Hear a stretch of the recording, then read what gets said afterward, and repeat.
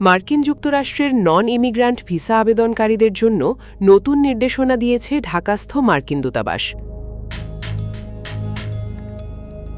নতুন নির্দেশনা অনুযায়ী নির্দিষ্ট কিছু ক্যাটাগরির ভিসা আবেদনকারীকে তাদের সব সামাজিক যোগাযোগ মাধ্যম অ্যাকাউন্টের প্রাইভেসি সেটিংস পাবলিক বা সর্বসাধারণের জন্য উন্মুক্ত রাখতে হবে।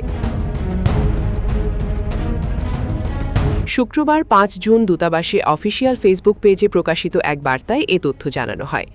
দূতাবাস জানিয়েছে, গত ৩০ মার্চ থেকে এই নিয়ম কার্যকর হয়েছে। যুক্তরাষ্ট্রে প্রবেশের যোগ্যতা যাচাই এবং আবেদনকারীদের পরিচয় নিশ্চিত করার প্রক্রিয়াকে আরও কার্যকর করার লক্ষ্যেই এই সিদ্ধান্ত নেওয়া হয়েছে।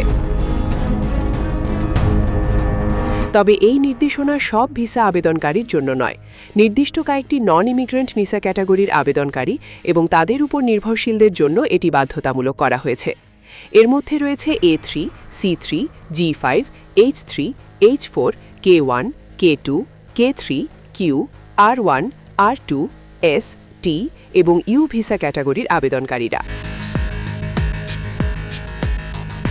মার্কিন দূতাবাস বলছে, সামাজিক যোগাযোগ মাধ্যমে তথ্য পর্যালোচনার মাধ্যমে আবেদনকারীদের পরিচয় ও যোগ্যতা যাচাইয়ের প্রক্রিয়া আরও সহজ এবং কার্যকর হবে। দূতাবাস সংশ্লিষ্ট আবেদনকারীদের নতুন এই নির্দেশনা মেনে চলার আহ্বান জানিয়েছে। একই সঙ্গে বিস্তারিত তথ্য জানার জন্য অফিসিয়াল তথ্যসূত্র অনুসরণের পরামর্শ দেওয়া হয়েছে। ভিসা আবেদন প্রক্রিয়ায় স্বচ্ছতা নিশ্চিত করা এবং সম্ভাব্য জটিলতা এড়াতে এই নতুন পদক্ষেপ নেওয়া হয়েছে বলে জানিয়েছে ঢাকাস্থ মার্কিন দূতাবাস। ডেস্ক রিপোর্ট, কাল প্রকাশ।